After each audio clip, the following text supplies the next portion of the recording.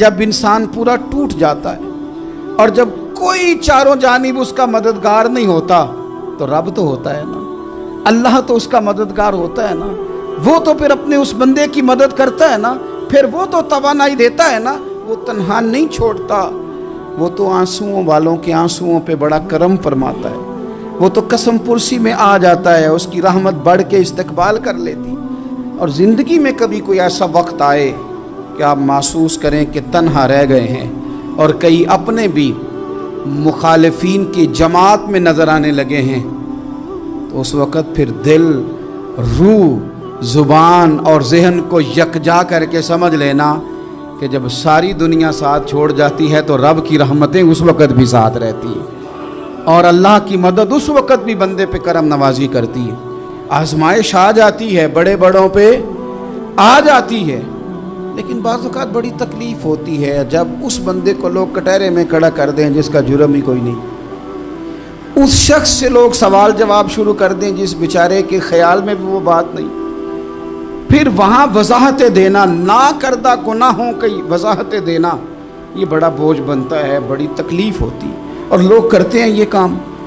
پھر اللہ تعالیٰ جب بندوبست فرمائے، صحیح بخاری میں حضرت جریج کا ذکر فرمایا، جریج نفل پڑھ رہے تھے، ماں نے آواز دی، وہ آ نہیں سکے، نماز میں تھے، ماں ناراض ہو گئی، اس نے ہاتھ اٹھا کے کہا اللہ یہ اتنی دیر تک مرے نہ جب تک کسی بری عورت کا منہ نہ دیکھ لے۔ کسی اور کی دعا کے لیے سند نہیں ہے کہ وہ تیرے حق میں ضرور قبول ہوگی، لیکن ماں باپ کی دعا کے لیے میرے نبی پاک نے سند بیان کی ہے۔ سید عالم صلی اللہ علیہ وسلم فرماتے ہیں جب بھی ماں باپ اولاد کے لیے ہاتھ اٹھاتے ہیں رب ضرور قبولیت کا شرف عطا کرتا ہے۔ تو جہاں سند موجود ہے نا، کچھ افتتاح ابا جی سے بھی کرا لینے چاہیے، کچھ کام شروع کرنے سے پہلے صرف اماں سے ہی دعا کرا لینی چاہیے، یہ والا افتتاح بھی بڑے کام کا ہے کیونکہ یہاں سند بیان کر دیا میرے نبی کریم۔ تو جناب جریج کی ماں ناراض ہو گئی، کہنے لگی اللہ اس نے میری بات نہیں سنی، اب تھے تو وہ نیک، لیکن رب کریم کی حکمت کا تقاضا ہے، ماں کی دعا کو بھی قبول کرنا تھا، اللہ نے آزمائش میں مبتلا کر دیا۔ والدہ تو چلی گئیں، وہ ایک خیمے میں، ایک کٹیا میں، ایک جھونپڑی میں عبادت کرتے تھے، اللہ کو یاد کرتے تھے، رب رب کرتے تھے، اور لوگ ان کی بڑی تعریف بھی کرتے تھے، لوگ ان کے ارادت مند بھی تھے، عقیدت مند بھی تھے، اہل محبت بھی تھے۔ ایک عورت آ گئی، بس وہ اللہ کی حکمت پوری ہونی تھی، اس نے آ کے پہلے تو انہیں اپنی طرف مائل کرنا چاہا، جب نہ مائل ہوئے تو الزام لگا دیا۔ یہ ہمارے دور کا تقاضا ہے، لوگ پہلے آپ کو اپنے حق میں قائل کرتے ہیں، اپنی فرما برداری میں لانا چاہتے ہیں، اگر آپ نہیں آتے تو پھر وہ آپ کو مجرم قرار دے دیتے ہیں، یا میرے ساتھ چل ورنہ پھر میں تیرے خلاف پراپوگنڈا کروں گا، دو ہی باتیں۔ پہلے اس نے قائل کیا، جب جناب جنید قائل نہ ہوئے تو اس نے قریب ایک چرواہا تھا، اس چرواہے کے ساتھ جا کے منہ کالا کیا، مقررہ وقت پہ بچہ پیدا ہو گیا، لوگوں نے کہا کس کا ہے، کہنے لگی اس خانقاہ میں، اس حجرے میں عبادت کرنے والے کا ہے۔ اگر کسی دیندار پر ذرا سا بھی الزام لگ جائے تو آپ یقین کریں کہ بڑے بڑے خوفناک لوگ بھی نیک ہو جاتے ہیں، جن کا اپنا سارا ماضی کالا سیاہ ہو وہ بھی اجالوں کے راہبر بن جاتے ہیں، جن کی اپنی زبانیں ساری زندگی آلودہ رہی ہوں وہ بھی بڑے بڑے اعلیٰ سچ بولنے لگتے ہیں۔ اعلیٰ کچے میرے مکان کی دیوار کیا گری، لوگوں نے تو میرے صحن میں رستے ہی بنا لیے۔ بڑے لوگ آ جاتے ہیں، پھر بڑا کچھ کرتے ہیں اور بڑے بڑے خوفناک جملے کستے ہیں، بس کو نقطہ جو ہاتھ آ گیا ایسے جیسے گرنے کا انتظار کر رہے تھے۔ اب جناب لوگ اٹھے، احتجاج شروع ہو گیا، شور پڑ گیا، یہ بابا بڑا نیک بنتا تھا، نفل پڑھتا تھا، عبادتیں کرتا تھا، دیکھو اس کا حال کیا ہے کہ اس نے ناجائز بچہ پیدا کیا۔ بغیر تحقیق کے میں کہہ چکا ہوں کہ الجھے الجھے بکھرے بکھرے روز و شب دیکھے گا کون، لوگ تیرا جرم دیکھیں گے، سبب دیکھے گا کون، لوگ تیرا جرم دیکھیں گے، سبب کوئی غور نہیں کرتا کہ وجہ کیا تھی۔ او بھائی کچھ تو مجبوریاں رہی ہوں گی، یوں ہی کوئی بے وفا نہیں ہوتا۔ الزام لگا دیا، شور ہوا، احتجاج ہوا، دنیا کٹھی ہوئی، ان کا انہوں نے حجرہ گرا دیا، مارا بھی، پیٹا بھی، ایک نیک آدمی کو بدنام بھی کیا، برا بھلا بھی کہا، گالیاں بھی دیں، جو کر سکتے تھے کیا۔ اب جب سزا دینے لگے نا تو جناب جریج کہنے لگے تھوڑی سی اجازت دیتے ہو، مار تو تم نے دینا ہی ہے۔ کہا جناب ٹھیک ہے دیتے ہیں۔ انہوں نے کہا صرف 2 نفل پڑھنے ہیں۔ اب وہ نفل پڑھ رہے تھے تو لوگ اس وقت بھی کہہ رہے تھے فراڈ ہی کر رہا ہے، دھوکہ ہی دے رہا ہے، چونکہ ذہن بن گیا نا، بدگمانی آ گئی۔ انہوں نے 2 نفل پڑھ کے ہاتھ اٹھائے، کہا اللہ جانا تو میں نے ہے، پر اس رسوائی کے ساتھ جنازے تک نہیں خراب ہو جاتے، قبریں تک نہیں لوگ بدنام کر دیتے۔ کہا اللہ جانا تو ہے، پھر اس رسوائی کے ساتھ تو میری مدد فرما، اب تو میرا کیس تیری ہی عدالت میں ہے، تو رحمت کا دروازہ کھول۔ ہاتھ اٹھائے، دعا مانگی، نفل پڑھے، پورے مجمع پہ نظر دوڑائی، کوئی نہیں تھا سپورٹ کرنے والا۔ کل تک جو کہتے تھے نا تیرے لیے جیئیں گے، تیرے لیے مریں گے، ساری عمر ہی آٹا گدا ہے، لکھاں کیتے نہیں پیڑے، اب وقت آیا ہی تے محمد بخشا کوئی نہیں ہو بیٹھا نیڑے۔ ایک بندہ بھی نہیں تھا، ووٹر سپورٹر ساتھ دینے والا کوئی نہیں تھا۔ تو جناب جنید بچے کی طرف اشارہ کر کے کہنے لگے کوئی نہیں بول رہا، تو ہی بول کے بتا دے تیرا باپ کون ہے، تو ہی بول کے بتا دے کون ہے۔ اللہ اکبر۔ میرا رب جب چاہے تو بچے بولتے ہیں، رب چاہے تو گونگے بولتے ہیں، رب جب چاہے تو پھر پتھر بھی بولتے ہیں۔ جب کہا نا تو ہی بتا تو بچہ بولا، اور بول کے کہنے لگا میرا باپ جریج نہیں، میرا تو وہ ہے جو بکریاں چرانے والا ہے، وہ میرا باپ۔ جب رب کریم نے توفیق دی تو بچہ بول پڑا۔ جب رب بندوبست کرتا ہے کسی کی عزت کی حفاظت کا تو پھر کوئی اسے رسوا کر سکتا؟ یاد رکھنا جب رب محافظ ہو تو پھر لوگوں کا پراپوگنڈا وہاں کچھ کر سکتا؟ لوگ کئی دفعہ بڑا گہرا جال بنتے ہیں، سازش کا رنگ بڑا گہرا ہوتا ہے، عام سادے آدمی اس کو سمجھ نہیں پاتے، اس پراپوگنڈے کا حصہ ہو جاتے ہیں، انہیں پتہ ہی نہیں چلتا یہ بات دراصل کیا کی جا رہی ہے۔ یہ کتنی گہری حسد کی آگ ہے جس کو لوگ بغض کے ساتھ ہوا دے رہے ہیں، اپنی عداوت کے ساتھ اس کو زیادہ جلا رہے ہیں۔ حضرت سیدنا عائشہ صدیقہ رضی اللہ تعالیٰ عنہ بیان کرتی ہیں، اور لطف کی بات یہ بھی بخاری میں موجود ہے۔ میں نے جناب جنید کا قصہ عرض کیا تو بخاری سے، یہ عرض کر رہا ہوں تو بخاری سے۔ یہ واقعہ میں حضور کی امت کے کسی ولی کا بیان کرتا تو لوگوں نے کہنا تھا ہماری سمجھ میں ہی نہیں آتا۔ بعض لوگوں کا خیال ہے کہ داتا صاحب کی کرامت بھی نبی پاک کی بیان کریں۔ او خدا کے بندوں کو خیال کرو، داتا صاحب تو کئی 100 سال بعد آئے ہیں، وہاں اگر کوئی کرامت ہوگی تو حضور بیان کریں گے؟ اگر نبی کریم نے پچھلے بنی اسرائیل کے ولیوں کی کرامتیں بیان کر کے تمہیں بتائی ہیں تو اس کا معنی یہ ہے کہ اگر وہاں اللہ یہ شان عطا کر سکتا ہے تو تم تو امتوں کی سردار امت ہو، ان پر تو نیرا فضل ہے، تم پر تو رب کا فضل کبیر ہے۔ تو بس لوگ سمجھنے کو تیار نہیں، پچھلوں کی مان لیتے ہیں۔ جناب آصف بن برخیہ کی کرامت جو سورہ نمل میں آئی وہ تو مانیں گے، پر غوث پاک کی کرامت یہ پتہ نہیں عجیب فلسفہ ہے، اور کس طرح کا فلسفہ ہے یہ سمجھ سے بالاتر ہے کہ بنی اسرائیل کا کوئی ولی ہو تو اس کی کرامت ہو سکتی ہے، اور نبی پاک کی امت کا ہو تو اس کی ہو ہی نہیں سکتی۔ کیا معنی ہے اس بات کا؟ اور لوگ ہیں کہ داد و تحسین دے رہے ہیں، واہ واہ کر رہے ہیں۔ اللہ تعالیٰ سمجھنے کی توفیق عطا فرمائے۔ حضرت عائشہ صدیقہ رضی اللہ تعالیٰ عنہ فرماتی ہیں ایک عورت تھی اور اسے نبی پاک صلی اللہ تعالیٰ علیہ وسلم نے وہ کلمہ پڑھ کے مسلمان ہوئی، مدینہ طیبہ آ گئی تو حضور نے مسجد نبوی شریف میں اس کے لیے مکان، ایک سادہ سا کمرہ ساتھ مسجد کے بنوا دیا، وہیں رہنے لگی۔ اکثر وہ سیدہ طیبہ کے پاس آتی تو حضرت عائشہ صدیقہ رضی اللہ تعالیٰ عنہ فرماتی ہیں وہ بڑی باتیں سناتی اور آخر میں کہتی وہ ہار والا دن بھی بڑا عجیب دن تھا، اور میرے رب کی قدرتوں کا دن تھا، وہ بھی بڑا عجیب دن تھا۔ سیدہ عائشہ صدیقہ رضی اللہ تعالیٰ عنہ ایک دن فرمانے لگی کہ تو ہار والے دن کا بڑا ذکر کرتی ہے، وہ کیا دن تھا؟ تو خاتون کہنے لگی اماں جی وہ دن تھا جب میرے رب پر بھروسہ اور مضبوط ہو گیا، جس دن میرا اپنے رب پر توکل اور بڑھا، میرے ایمان میں یقین میں اور پختگی آئی۔ کہنے لگی میں ایک گھر کی کنیز تھی، نوکرانی تھی، اس گھر میں ایک بچی تھی جس کے پاس سونے چاندی ہیرے جواہرات کا ہار تھا۔ اس زمانے میں چمڑے کے اوپر لوگ ہیرے جواہرات لگاتے تھے، कई दफ़ा सुर्ख रंग के चमड़े पे लगाए जाते थे, वो बच्ची पहनती थी। तो कहती हूँ बच्ची के उसने उतार के रखा या उससे गिरा वो हार, तो चील उसे उठा के ले गई गोश्त समझ के, और मेरे सामने उठा के ले गई। घर वालों ने मुझसे पूछा, ये बुखारी में मौजूद है, घर वालों ने पूछा मुझसे कि वो हार कहाँ है, तो मैंने कहा चील उठा के ले गई। घर में कुछ चोरी हो जाए तो सबसे पहला इल्ज़ाम किस पे लगता है? मुलाजमीन पे। कहते उन्होंने मुझे बड़ा मारा, बड़ी तकलीफ थी, हत्ता कि मेरी शर्मगाह तक की तलाशी, मेरी इज्जत इतनी ख़राब की मैं बता नहीं सकती।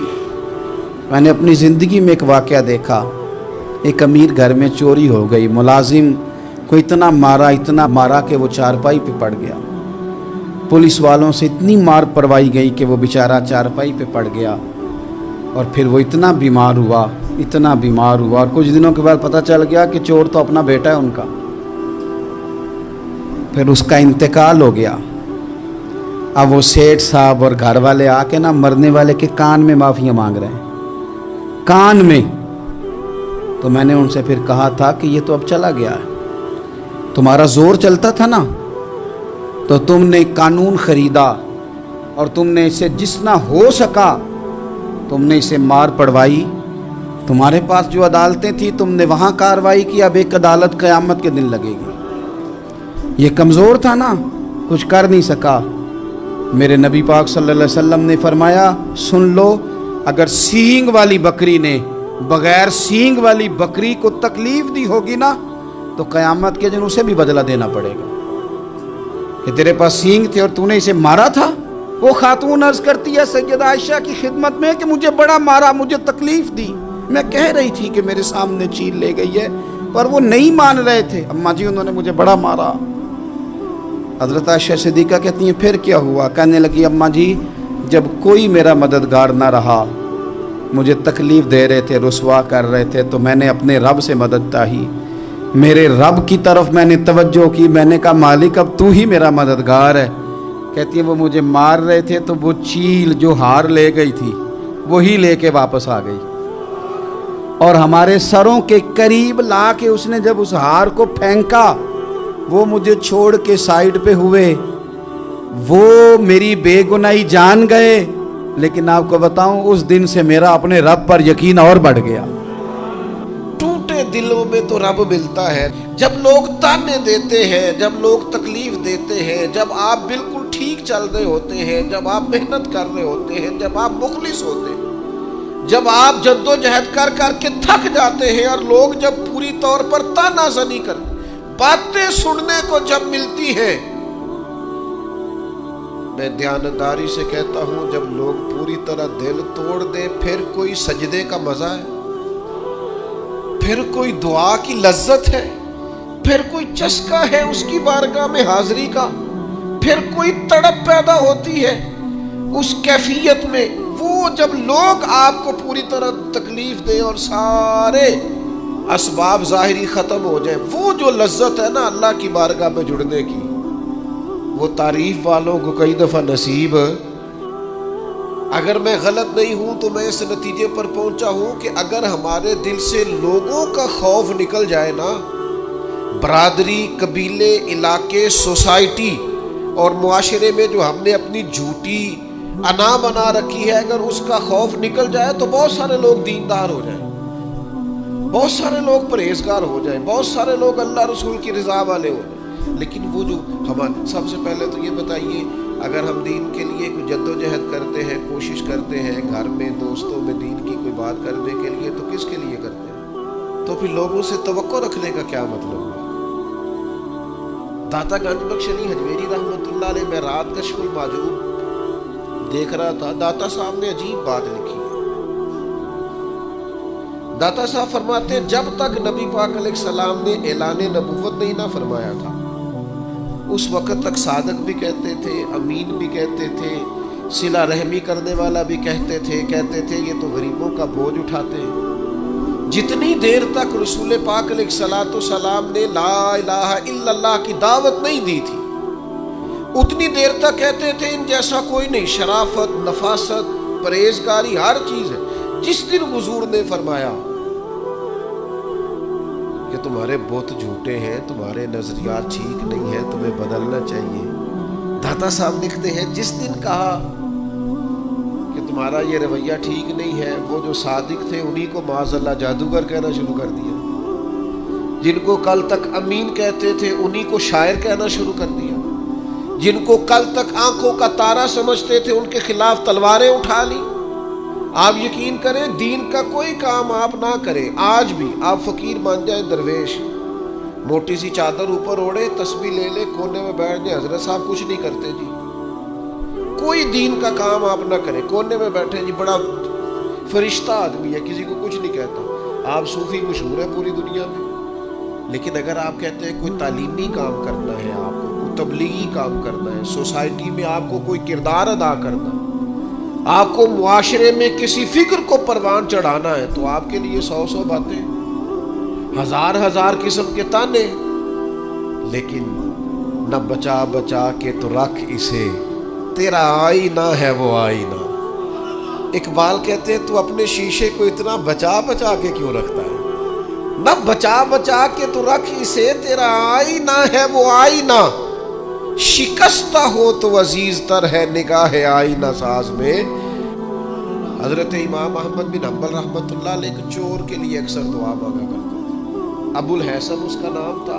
امام احمد بن حنبل کہتے یا اللہ اس پہ رحم فرما, یا اللہ اس چور پہ رحم فرما. دعا مانگتے, اور دعا کیا مانگتے؟ یا اللہ ابو الحسن اس پہ رحم فرما. ایک دن آپ کے بیٹے نے پوچھا کہ حضور لوگ بڑے پریشان ہیں کہ آپ چور کے لیے دعا مانگتے ہیں اور اس کے لیے اللہ کی رحمت طلب کرتے ہیں. تو امام احمد بن حنبل نے بڑی انوکھی بات کی, کہنے لگے اس چور نے مجھے حوصلہ بڑھا دیا. آپ فرمانے لگے دین کی ایک بات کرنے کی وجہ سے جب مجھے بادشاہ نے گرفتار کیا اور مجھے تھانے لے جایا گیا اور کوتوال مجھے بند کر رہا تھا, تو میں دیندار آدمی تھا, ساری زندگی پڑھنے پڑھانے والا تھا. سارے مجرم نہیں جیلوں میں جاتے, جیلوں میں تو حضرت یوسف علیہ السلام جیسے لوگ بھی رہے ہیں. فرماتے ہیں مجھے لے جایا جا رہا تھا تو کچھ کیفیات تھی کہ لوگ کہیں گے جناب جیل میں. ارشاد فرماتے ہیں کہ میں ابھی کوتوال مجھے تھانے لے کے گیا کہ وہ چور آیا اور آ کے کہنے لگا امام صاحب زمانہ جو مرضی کہے, میں جانتا ہوں آپ کی غلطی کوئی نہیں, آپ نے حق بیان کیا. کہنے لگا حضور میں چور ہوں, میرے وجود پر اب 1 انچ جگہ نہیں جہاں کوڑا نہ پڑا ہو, سارا وجود کوڑے کھا کھا کے زخمی ہے. ہر شہر کے ہر کوتوال کے پاس گویا ہر تھانے میں میرا نام لکھا ہے. چوری کے لیے مار کھاتا ہوں, کبھی گھبرایا نہیں. ذرا کھڑے رہنا, آپ تو محمد عربی کے دین کے لیے مار کھانے لگے. اتنی جلدی تانوں سے پریشان نہ ہونا. فرمایا ذرا کھڑے رہنا, اتنی جلدی تانوں سے پریشان نہ ہونا. زخم پہ زخم کھا کے جی, خون جگر کے گھونٹ پی, آہ نہ کر لبوں کو سی, یہ عشق ہے کوئی دل لگی نہیں. ذرا ٹھہرنا پھر اگر آپ اس کام کے لیے آئے. آپ فرماتے ہیں مجھے اس کی بات نے اتنا حوصلہ دیا کہ پھر مجھے کسی چیز نے پریشان ہی نہیں کیا. ایک شخص نے نا ایک بندے سے قرض مانگا, اس نے کہا مجھے قرضہ دو. وہ کہنے لگا کہ کتنا قرضہ؟ اس نے کہا 1000 دینار. دینار سونے کا ہوتا تھا, درہم چاندی کا ہوتا تھا. 1000 دینار چاہیے. اس نے کہا کوئی گواہ ہے تیرے پاس؟ غریب کا گواہ بھی کوئی نہیں بنتا. کبھی الجھ جائے نا کوئی بندہ تو کئی اپنے بھی کہہ دیتے ہیں کہ ہم اس کے قول فعل کے ذمہ دار نہیں ہیں. ایک غریب آدمی کو قرض کی ضرورت پڑ گئی, 1000 دینار چاہیے. میں کہہ چکا ہوں کہ درہم چاندی کا ہوتا تھا, دینار سونے کا. اب 1000 دینار لینا ہے. تو جس بندے سے اس نے کہا, اگرچہ وہ نیک بندہ تھا, اس نے کہا یار 1000 دینار دے دو. تو کہنے لگا کوئی گواہ ہے تیرے پاس؟ وہ کہنے لگا غریبوں کا گواہ کون ہوتا ہے؟ ہاں ایک گواہ ہے. کہا کون؟ کا میرا رب, وہ تیرے اور میرے بیچ گواہ ہے. اس نے کہا کوئی کفیل, اگر تو پیسے نہ دے سکے تو وہ بعد میں دے دے, یا تجھے کچھ ہو جائے تو وہ دے دے. اس نے کہا کفیل بھی میرا اللہ ہی ہے. میرے پاس اگر ہے تو رب کریم کا نام ہے, اگر اعتماد کر سکتا ہے تو کر لے. بندہ نیک تھا, اس نے کہا رب کے نام پہ, رب کی کفالت پہ, اللہ کو گواہ بنا کے میں تیار ہوں تجھے 1000 دینے کو. اس نے 1000 دینار دے دیا، وقت واپسی کا طے ہو گیا، وہ چلا گیا پیسے لے کے۔ اس نے پوری محنت کی کہ میں نے وقت پہ پیسے لوٹانے، پوری محنت بھی کر لی، اللہ نے مدد بھی کر دی، پیسے بھی اس تاریخ کو اسے مل گئے۔ بعض لوگوں کا تو لوٹانے کا دل ہی نہیں نہ ہوتا۔ فرمایا حدیث پاک میں کہ تو لوٹانے کا ارادہ کر، رب تیری مدد بھی فرمائے گا۔ لیکن یہاں بہت سارے لوگ کہتے ہیں خیر ہے، ارادہ ہی نہیں، تو پھر جس طرح کا بندے کا گمان ہو رب بھی اسی طرح کا معاملہ فرماتا ہے۔ اس نے پیسے جمع بھی کر لیے اور واپس دینے کو تیار بھی ہو گیا، لیکن رستہ بحری جہاز کا تھا، کشتی کا تھا، دریا کے رستے واپس آنا تھا۔ اب وہ جب آ گیا دریا کے کنارے تو بڑی کوشش کی، پر وہاں اسے کوئی کشتی نہیں ملی۔ وقت پہ پیسے لوٹانے ہیں، سفر کرنا ہے، اب سواری میسر نہیں ہے۔ سوچ سوچ کے پریشان تھا کہ میں نے تو اللہ کے نام پہ لیے۔ اچانک دل میں ایک تجویز آئی، اس نے ایک لکڑی لی، لکڑی کو اندر سے کھولا، 1000 دینار اس میں بھرا، بخاری پڑھ رہا ہوں، اور ساتھ ایک خط بھی لکھا کہ یار میں پیسے پہنچانا چاہتا تھا پر مجھے کوئی چیز نہیں ملی دریا کے اس پار آنے، اللہ کے نام پر تیری طرف روانہ کر رہا ہوں۔ اور یہ کہہ کہ وہ لکڑی دریا میں رکھ دی، وہ لکڑی ڈوب گئی ہے، واپس آ گیا۔ وہ جس نے پیسے لینے تھے وہ عین مقررہ وقت پر دریا کنارے آیا۔ صبح سے سر شام تک اس نے انتظار کیا، دل ڈھلنے لگا تو دل میں خیال آ گیا کہ یار نہیں، اس نے دینے ہی نہیں، جھوٹا وعدہ کر گیا، پہنچا ہی نہیں وقت پہ۔ اب جب واپس لوٹنے لگا تو اچانک دریا میں ایک لکڑی تیرتی ہوئی دکھائی دی، کہنے لگا لے جاتا ہوں، شام کو روٹیاں پکانے کے کام آئے گی، ایندھن بنا کے جلا لوں گا، ہنڈیا پک جائے گی۔ لکڑی اٹھا کے جلانے کے لیے گھر لایا، گمان تھا کہ وہ نہیں آیا وعدہ کر کے، اللہ کو کفیل اور وکیل بنا کے اور گواہ بنا کے پھر بھی نہیں آیا۔ لکڑی لے کے گھر گیا، بخاری ہے، اور جب اس کو چیرا نہ کہ میں اس کی آگ جلاؤں گا، کھولا تو اندر سے 1000 دینار بھی نکل آیا، خط بھی نکل آیا۔ اب ذرا سمجھنا، اس کے دل میں بات کس نے ڈالی کہ تو لکڑی میں پیسے ڈال دے؟ اللہ نے۔ اس بندے کو مقررہ وقت پہ کنارے بھیجا کس نے؟ لکڑی صرف اسی کے ہاتھ آئی تو یہ بندوبست کیا کس نے؟ اللہ نے۔ گھر جا کے چیری تو پیسے بحفاظت اس تک پہنچائے کس نے؟ تو پھر ہمیں بھی توجہ اللہ کی جانب ہی کرنی چاہیے، ہمارے پہ دل کی توجہ رب کی طرف ہی ہونی چاہیے نا، ہمیں ادھر ادھر جانے کی، دیکھنے کی، بندوں پر غور کرنے کی ضرورت کیا ہے؟ وہ پیسے پہنچ گئے، یہ وہاں اپنی جگہ پہ پریشان تھا، اس نے 1000 دینار اور جمع کیا۔